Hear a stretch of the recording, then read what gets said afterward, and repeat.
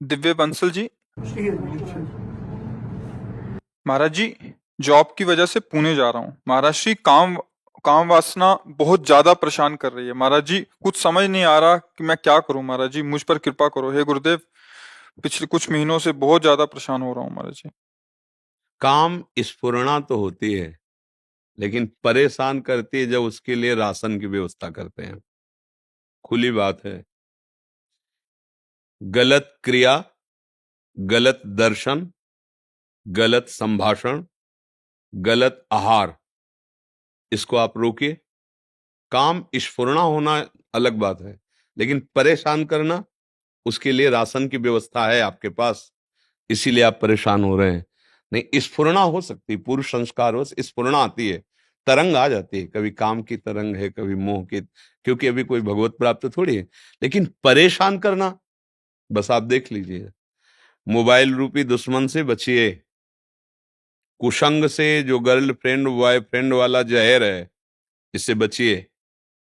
ये भले समझ में लोगों को ना आवे, लेकिन हम जो कह रहे हैं उसको समझ लो। ये वो जहर है जो तुम्हारे जीवन को जड़ से नष्ट कर देगा। आगे देख लेना। संतों की बात समझ में नहीं आती है, क्योंकि उनको लगता है कि ये क्या जाने, बाबा जी हैं। लेकिन जैसे आंख वाले को दूर का रास्ता दिखाई देता, पता आगे कुआं है, गिरेगा जाके। तुम्हें लग रहा है बहुत सुंदर मार्ग है, हमें दिखाई दे रहा है कुआं है, गिरोगे जाके।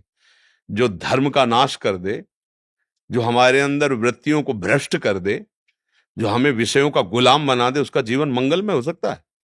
कैसे हो सकता है? मोबाइल में गंदे चित्र देखना, गंदे बच्चों का संग करना, गंदे व्यसन, आहार, गंदी बातें करना, अगर ये बंद कर दो, तो हम ये जरूर मानते हैं कि काम की स्फुरणा होती है। स्फुरणा होती है, थोड़ी देर फिर शांत हो जाएगी। और उसके लिए, शांत करने के लिए नाम है। देखो, चतुरासी जी की फलस्तुति पढ़ा है, उसमें लिखा है, भव जल निधि को नाव, काम पावक को पानी। जैसे आग जल रही हो, पानी मारो तो शांत हो जाता है ना, ऐसे चतुरासी जी के पद गाने लगो, काम वेदना शांत होने लगी। लिखा है, फलस्तुति लिखी। पर यदि आप गंदा दृश्य देखेंगे, बहुत घातक है, बहुत घातक। एक मछली की क्रीड़ा को देखकर शौभरी जैसे महात्मा के हृदय में विकार आ गया।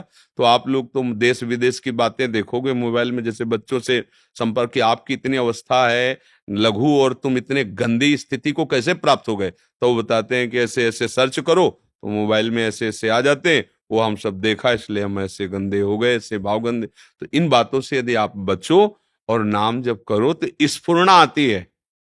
परेशान वाली बात नहीं शब्द आएगी। अब जैसे स्फुरणा आई, उससे उदासीन हो जाओ। अब उसको आहार दोगे, गलत चिंतन करोगे, गलत दृश्य करोगे, गलत क्रिया, फिर तो वो तो फिर आग ही है, कामाग्नि है, वो भस्म कर देगी, वो जलाएगी, आपको भ्रष्ट करेगी।